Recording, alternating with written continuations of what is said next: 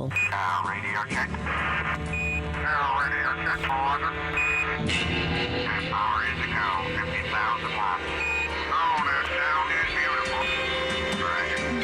This is Bradley J on air control. We're listening it on. And our radios are tuned to 1030. In our cars, it's locked on WBZ. Hello, who are you reaching? Affirmative, I read you. What are you talking about? This conversation can serve purpose. WBZ, you're Jay talking. Here we go, another week.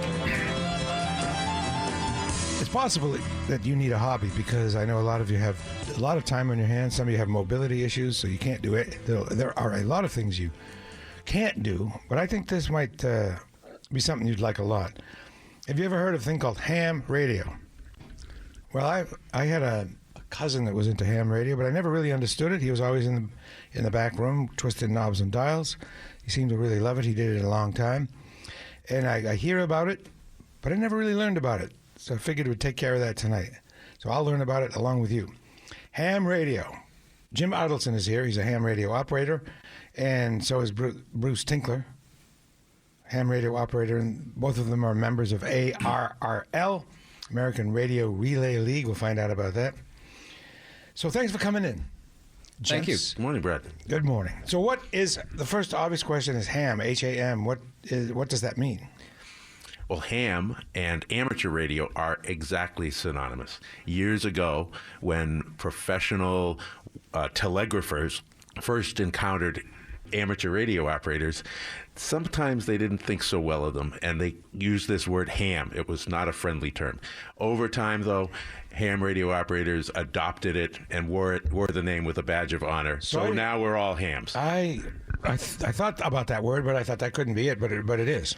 That's what it means. It is. These It people was are referring hams. to being ham-fisted when you were using your really?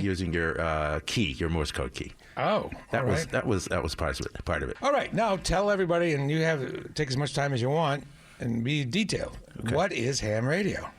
Ham radio is the opportunity for you and me, any private individual, to work with the radio frequency spectrum, which is a shared resource that we all have access to enjoy and experience the magic of wireless communication.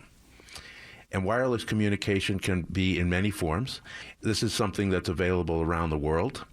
It's a regulated kind of service, and there's a group called the International Telecommunications Union, which sets the guidelines.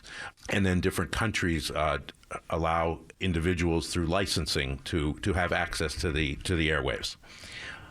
There are, in the U.S., about almost 800,000 amateur radio licensees. 3 million worldwide, something like that, right? That's right. Right, Okay. 3.5 million. And how is it different than CB radio? And I know ham operators cringe when people compare the two, but explain the difference. Amateur radio is extremely flexible. We have frequency allocations from very low to very high. We can run low power and high power. We can build our own equipment. We can design our own forms of communication. Very, very flexible. What are some things you can't do? Can't play music. Can't play music. Good one. Can't do anything commercial. So if you're being paid to do it, then you can't do it on amateur radio. Hey, can you promote your business? Probably not, right? Cannot. No. Interesting. No broadcasting. No.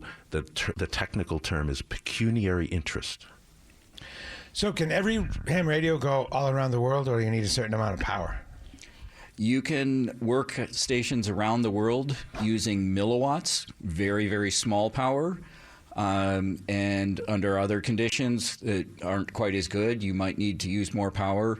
Using a directional antenna and very high power, you can make really long distances with great regularity. And under right conditions, really low power. Yes. Like the power from a 9-volt battery. Easily. Absolutely. And you could get around the world with that kind of power under the right conditions. Yes. What are the right conditions, and what are the wrong what are the worst conditions? Well, there are a couple of things going on. Any station that you design, whether it's a small, tiny little station that's run by a 9-volt battery or a big, powerful station, needs to have the right mix of technology. That might include the transmitter that you design. The antenna is critically important. A small transmitter connected to a very nice, effective antenna at the right height and the right size for the frequency band that you're running on can be a very efficient radiator and can both transmit and receive signals from around the world. So why do people like it? What do you do? You have your radio. What's the fun of it?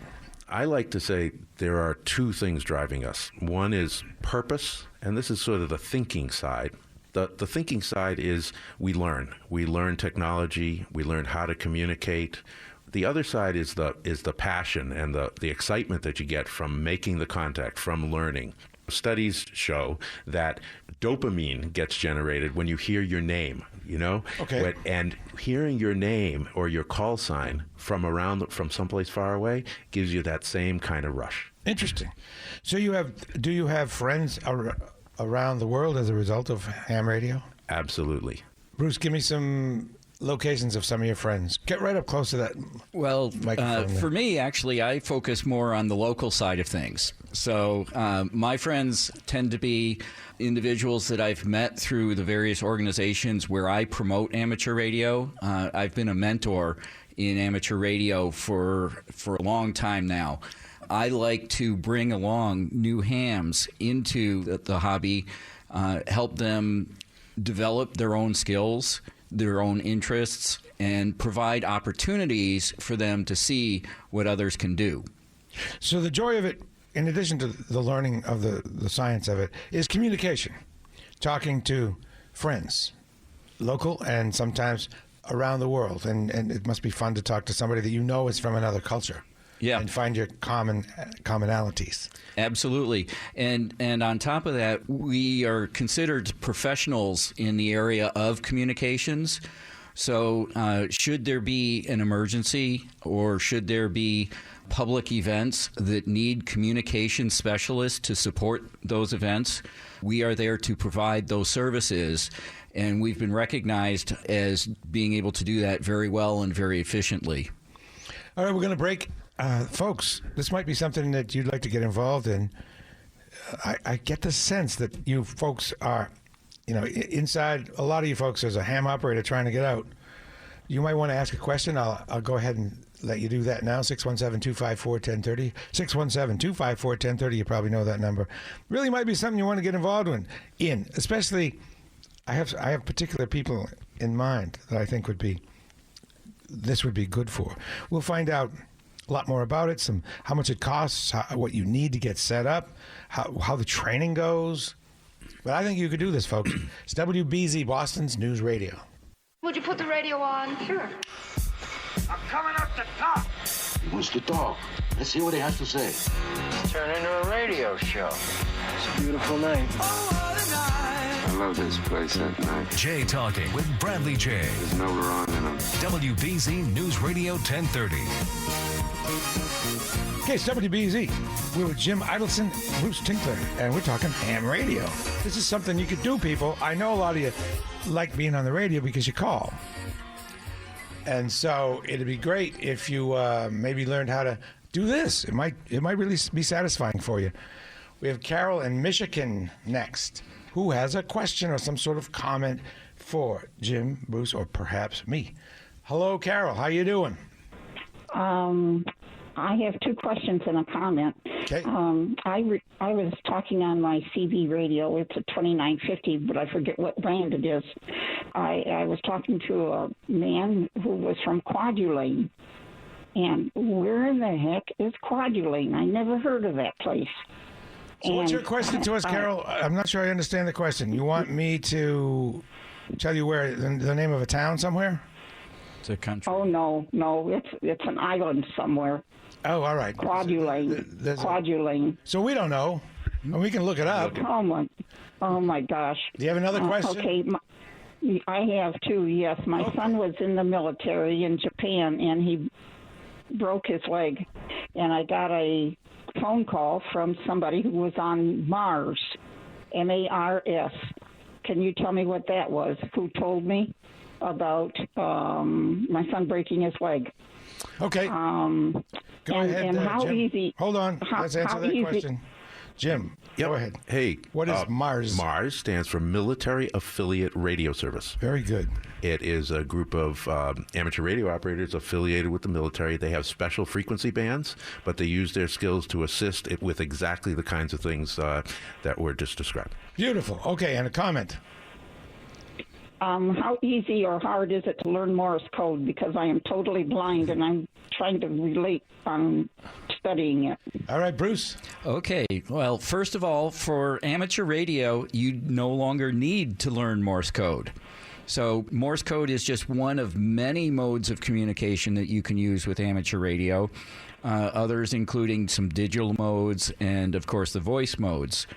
So you don't need to worry about learning that, but you do need to worry about learning the answers to a number of questions. The advantage with the FCC exam is that all of the questions are published, so you can study either on your own or with a group.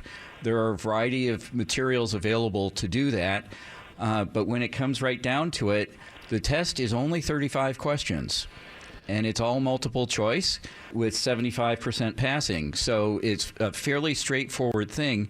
And in my mentoring that I've done both with the Clay Center Amateur Radio Club and New England Sci-Tech in Natick, we often focus on youth for this. So it is the sort of thing that can be done.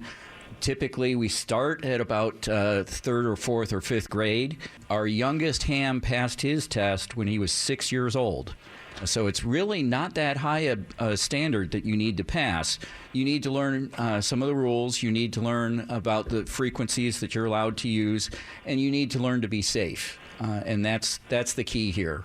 But you don't need to learn Morse code anymore. So for Carol, since she's blind, and she probably means literally blind, is there anything about being without sight that would prevent you from becoming a ham? No. We How have would a you lot study it? There are course materials available, and there are courses designed for challenged people with all kinds of disabilities. The material is available in the forms that are needed. So, Carol, you're a radio person. It seems like you'd be very interested in this and something that a blind person could totally do. Oh, I love it. My son got me interested in it, and I just love it. Good. Thank you very much for the comments and answers. Thank you so much. Of course.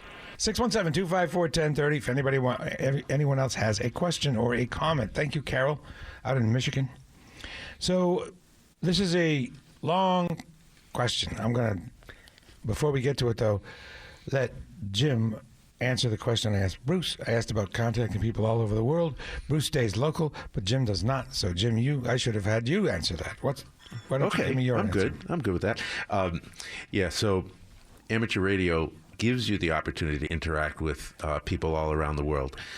One of the interesting parts of amateur radio that I've participated in for years is called radio sport. Okay. Radio sport is enjoying the fun of making that contact, but climbing a ladder. You can climb a ladder of the number of countries you talk to. You can climb a ladder in terms of the number of continents and how many frequencies you make those contacts on. Those challenges take potentially years to accomplish. It can be a very long time before you can contact perhaps somebody in a far-off island where there are like Kwajalein Atoll in the Marshall Islands. Why couldn't you accidentally find somebody on the day one? Because they may not be on the air, the location may not be active with amateur radio activity, and that's what's important. Oh, I see. You see, so they might not have any ham operators. That's right. And sometimes what we'll do is we'll fund an expedition to a place like that. You mean actually go there? We'll send some of our guys and gals, and they'll spend a week or two there. They'll set up antennas and generators and equipment, and they'll make thousands and thousands of contacts on all the different frequency bands, and it's very much appreciated by the community because they can check off that box and get another country. That's interesting. So they're like a travel team. Exactly. we call that DXing. That's an informal term for it. There's another type of competition that we do, which is called radio contesting. And that's a much more rapid pace kind of thing. And the idea there, instead of talking about how many countries can you talk to in a lifetime, now we're talking about how many countries can we talk to in a weekend. And in fact, not just how many countries, but how many contacts in total. And this will go very, very fast, a very rapid pace. And thousands of stations are on the air simultaneously all over the world, all contacting each other. And there's a point system, a scoring system. And at the end of the weekend, we determine who the winners are. And there'll be a North American winner, there'll be a South American winner, there'll be country by country winners, et cetera. And I've been doing that for years. Every 4 years, there's a special competition. It's called the World Radio Sport Team Championships. And it moves around the world. And those who have won those competitions, the other ones, and are ranked the highest will come together in one location and we'll do another one of those competitions. But those people are competing, and they compete on a level playing field from the same location with the same type of equipment, same antennas. I've had the opportunity to visit and be a part of those competitions. We hosted that here in the Boston area in 2014. And I was able to participate in one of the competitions in South America, in Brazil, back in 2006. Tell me about a couple of your favorite contacts in faraway places. It has to be you, Jim, because Bruce stays close. Favorite contacts. Just some examples. Yeah, sure. When I was a kid, when I was 12 years old, first had my license. I had a very small piece of equipment. I had a wire in the attic in my family home. And I came home from school, and there was an empty band. There was you tuned the radio, and there was nothing there. And I made a general call out to anywhere. And after 20 minutes, 30 minutes, suddenly I heard a very, very weak signal. This was Morse code, by the way. And I heard this very weak signal coming back, and it took me a long time to figure it out. But the call sign finally became clear, and it was a station in Japan. And that was very exciting for a kid, 12 years old. That rush of hearing my call sign, my name, being called from so far away was really a thrill. I got a similar thrill just within the past year. I started to use a new mode, a new communication mode it's a digital mode. And I was doing the same thing, tuning. There were many stations that I was copying. When I say copying, I was seeing them on the screen. A little different than hearing the Morse code in your earphones, but seeing them on the screen. And again, same rush when I saw my call sign from a faraway station calling me and being decoded on my computer. Are there such things as vanity call signs? Like, instead of just numbers and letters, can you get some cool word like Julian Edelman? I don't know. Okay, so for call signs in the United States, they have to start with A, K, N, or W. And you're familiar with that, WBZ, right? And then you have a call district, which is 0 through 9, and then additional letters, either 1, 2, or 3 letters at the end. My call sign is N9JBT, which are my initials. So you get to have a vanity call sign to a point. The first 2 letters. Right. The beginning of every call sign indicates the country. Right. And that's all by international agreement. Cool. All right. We're going to talk to Adam in Brookline about the cost of getting involved in ham, and Neil in Framingham, who wants to say hi to Jim. And we'll do that after this on WBZ, Boston's News Radio, 617-254-1030. This might be something you'd like to get into, because it's pretty exciting, and especially for people who can't get out, can't see maybe. It's WBZ. 617-254-1030 is WBZ. Talking about ham radio. I know a lot of you like being on the radio because you call a lot, but you might want to actually check into being your own radio person, being a ham radio operator, and we have the resources here to tell you how to do it. We have Jim Idelson and Bruce Tinkler, both members of the American Radio Relay League and experts in all this. And we have a question from Adam in Brookline, who wants to know about the cost of getting involved with this. So this is a good opportunity to find out what equipment we need how much it costs, what the training might cost, overall costs. So Adam first. Hi, Adam. Hey, Bradley. Hey, Jim and Bruce. All right. Yeah. Go ahead. I guess I asked the question, so. Yeah, I have a little more detail. Looks like Bruce is going to take this one. Okay, so you can do this on your own if you are motivated in that sort of way. The American Radio Relay League has a study guide to get you involved in amateur radio. There are actually 3 license classes, so you would need to, if you wanted to get all the privileges that an amateur radio operator might get, you'd need to work your way through those. If you're looking for more guidance in that sort of thing, first thing to do is start with the American Radio Relay League, which is ARRL.org. And from that, you can find a variety of amateur radio clubs in the area. This is a national program, so I wanted to make sure that we put it out that way to start with. However, in the Boston area, we have a fair number of amateur radio clubs. So if you put EMA dot in front of that ARRL.org, you'll get much more specific information for the Boston area. You can also take courses which will walk you through the study guides, will walk you through the information you need to know. And generally, those can be done over a series of, say, 5 nights. Or if you really want to cram it in, there are a couple of groups in the area, including New England Sci-Tech in Natick, which offer these courses in a weekend. So you come in on a Saturday, study through the Saturday, come back Sunday morning, and by noon you're ready to take the test, and there's a very, very good chance that you'll get your license at that point. You good at Cool. it? Follow-up question? I have a couple other questions. So I live in an apartment, and I always think of ham radio gear as being kind of large, like needing a large antenna, especially for transmitting. I don't know if that's true. So that's sort of the question. Is it possible to sort of have a small setup if you're in an apartment, and sort of from the gear perspective, meaning like the transmitter and the receiver and the antenna, is there an relatively inexpensive way to get Hey, Adam. Equipment? Hey, Adam, this is Jim. Nice Sure. to meet you. So there's a lot going on in the gear space. It's really interesting. Along with every other technology, miniaturization and reduced cost is happening in ham radio equipment. It depends what aspect of radio you want to pursue. You can pick up an inexpensive handheld radio, which would allow you to make contacts locally or even internationally and globally through digital VHF kinds of connections. Real exciting stuff. And you can do that for $50.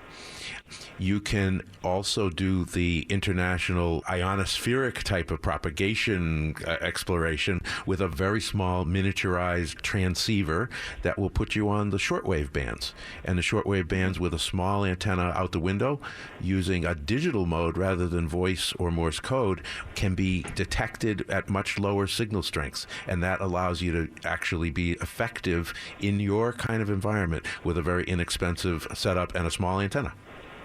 You can use voice. You can have a small bedroom and set up the gear to do voice far away, right? You can. It's all about that antenna. Okay. So outside. So the antenna's outside, though. There's a wire that goes to it. Yeah. And how far does it have to stick up? You can build a wire antenna. You could have a wire that's hanging out the window or a wire that goes from the window out to a tree nearby. Yeah. I think you can do it, Adam. Cool. So I have one very last question. I can hang up and take it off the air, which is when you're communicating with folks internationally, do you ever run into language barriers, or do most people speak English, or I don't know how that works. So that's sort of the question. Anyway, but thanks a lot for all the info. Language problems? Thanks, Adam. So international communication is mostly done in English, at least with Americans. So, and our contacts with foreign stations are almost always in English. However, the English skills are often pretty limited, and the level of a conversation that we have is also limited. We do hear every language being spoken in amateur radio, and so if you were to travel to Europe, you would hear amateur radio in all the European languages. Same thing in Asia. All right, now it's Neil in Framingham. You know Neil. He is a blind ham operator. And, of course, we'll address the questions that Carol probably had. Hello, Neil. Hello, Jim. I'm sure you know who I am. You bet. So it's Bruce. Of course. Our guest. I don't know Bruce, but I know you, Jim. I've been a ham. Go ahead. By the way, Carol, for 60 years. My call of K1NDF, it goes back to 1959. When I was 12, I got it. Now, Carol, who's a blind person, had questions about you being able to be a ham operator and a blind person. Are there any roadblocks to being a ham operator caused by being blind? No, there's not. No, there's no blocks at all, and it's a great hobby, Carol. There's nothing. That's my absolute favorite hobby. I appreciate the call, Neil. That sounds good. That's good news for Carol. All the best to you, Yes, Neil. it if is. If everything works out all right, you'll probably be able to actually speak to Carol on her brand new ham radio setup. So that's good news for Carol. 617-254-1030. It's WBZ. We're going to take a quick break and continue with our guests, Jim and Bruce, and introduce another ham after this on WBZ. What time is it? Oh, grim look night, oh night with hue so black, oh night whichever art when day is not, oh night, When the night I want you to listen to me. has come Is there nothing else you have to say? and the land is dark. Jay Talking. He's smart. Bradley Jay. Top 10. WBZ News Radio 1030. We'll do a final segment with our guests here, Jim Idelson and Bruce Tinkler. Talk to Jim about the history of ham radio. That's our topic, ham radio. I wanted to bring this up because I think a lot of you might like it. So, Jim, how about the history? Ham radio goes back to the very beginnings of radio, the beginnings of radio waves. Way back, 150 years ago, a fellow named James Clerk Maxwell theorized the idea of radio waves, electromagnetic radiation, he called it. That was in the mid-1860s. 20 years later, a fellow comes along, another physicist named Heinrich Hertz in Germany. His interest was in doing experiments to prove the theory. And he did. He set up, in a single room, he set up on one side a thing that would generate a spark. And the spark would generate a electromagnetic wave. And he set up another spark gap on the other side of the room, which had a little antenna connected to it. He created the spark on one side of the room, and it generated a spark on the other side of the room. So he had just transmitted something.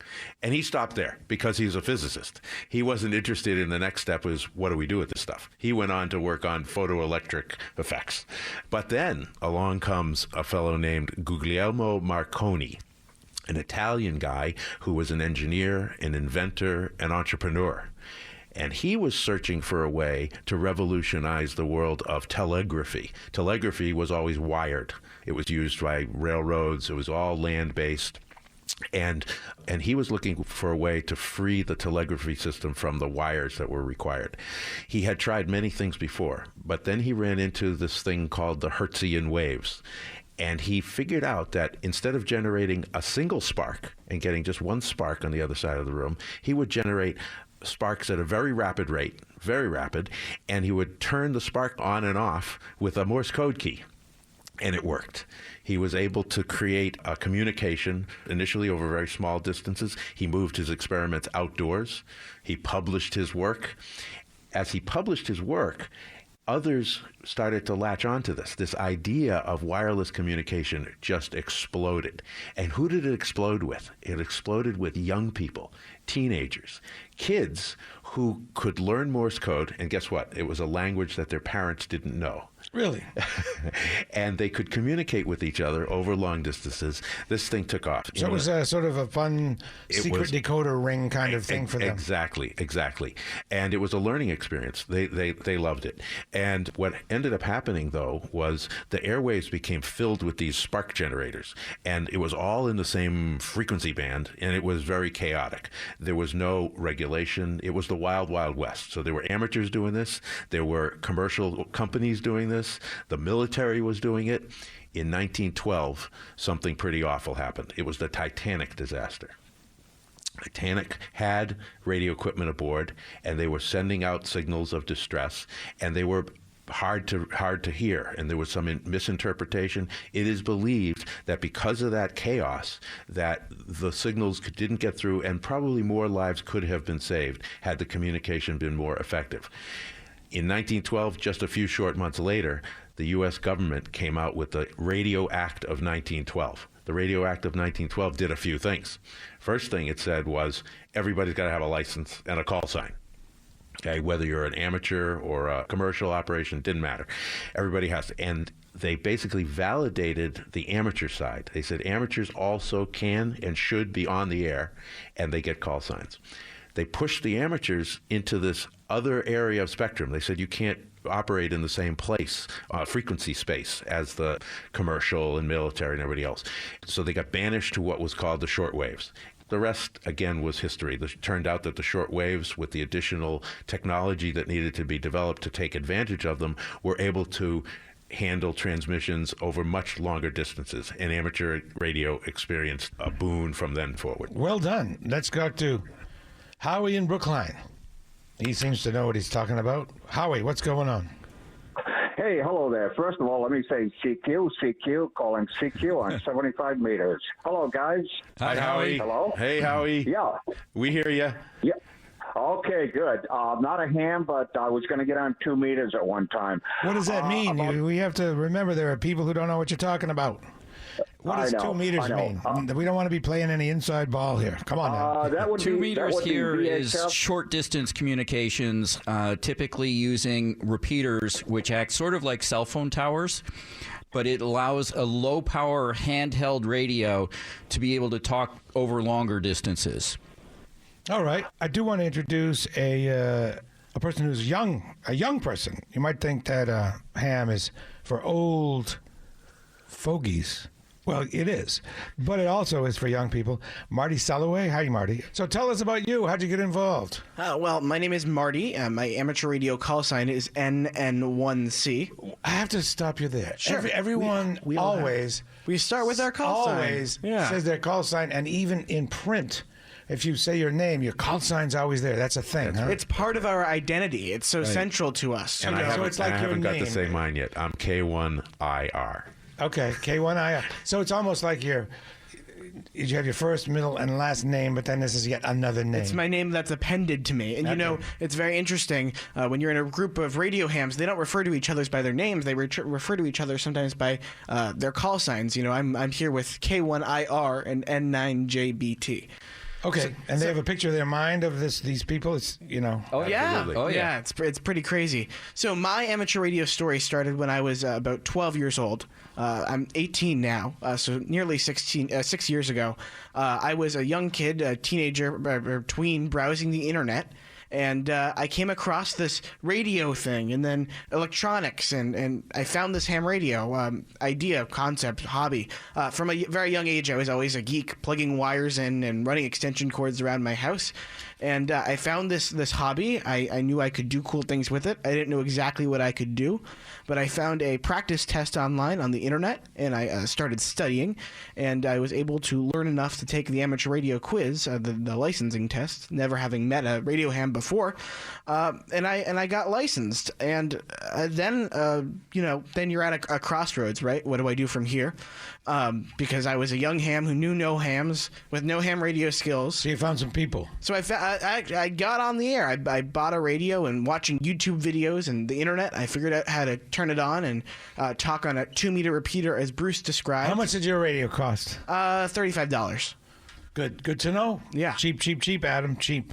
Okay, sorry to interrupt. Go ahead. And the rest, as they say, is history. I made a lot of connections on that repeater, and I met a lot of people. What's a repeater? A repeater is a device that takes a signal in and rebroadcasts it. So normally a repeater is located on a good location to the top of a mountain or a tower, and it has a very sensitive receiver. So a very low power radio can transmit onto that repeater on one frequency, and it's transmitted out using high power and a big frequency. So how do you use a repeater? You don't own one, do you? I don't own one.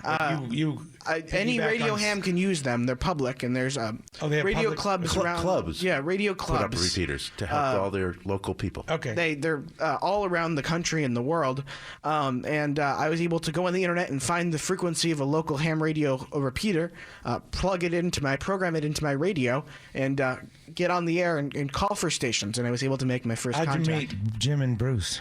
How did I meet Jim and Bruce? Bruce, I met through somebody that I met on that very repeater. Okay. Yeah. So you met them on the radio, and then you said, "Hey, let's meet up in person." Yeah, and I've been very fortunate to have a lot of fantastic experiences through this. So people are pretty isolated these days, and this seems to be kind of an antidote for that isolation. Absolutely. People think stereotypically of amateur radio as being a basement thing. A geek it's thing. Very social. It's very social. It's very social. It's social on the air. There are common interest groups on Facebook and Twitter and every social media YouTube. platform. Yeah. Is there a lot of meeting up in person? There, tons. We have clubs. We travel. We see each other when we're on the road and have the opportunity to connect. One of the coolest things I will tell you as a young person, I first traveled internationally when I was 15. And I traveled to Israel, and I had talked to some Israeli radio hams over my radio using my wire at home before. So I looked up their call sign online in a database, and I got their email and sent them an email and say, "Hey, I'm coming to Israel. Can we meet up?" And these radio hams, who I just knew from the airwaves, I stayed at one of their houses there. I got a local tour, and the connections we make through amateur radio are really crazy. Jim Idelson, Bruce Tinkler, and Marty Soloway, right? Yep. I got it right. Thanks for coming in late at night like this and spending an hour with us and turning on some people to something that might be their next big thing. And maybe, just maybe someday, you'll get you'll contact them on the radio. Wouldn't that be cool? Thanks, Bradley. All right, We thank you enjoyed very it much. every Thank you. minute. Thank Thank you. Yep, thank you. 73.